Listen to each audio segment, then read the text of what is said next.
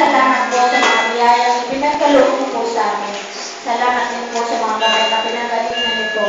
Alam po namin kung ito lang po ang aming nakakaya. Pagkakutan na po ninyo ang aming nakayanan. At italaga na po ito sa aming mga kapatiran na hindi pa nakakapagbibigay. Ipagpawawa po nyo sa kanila ang dapat po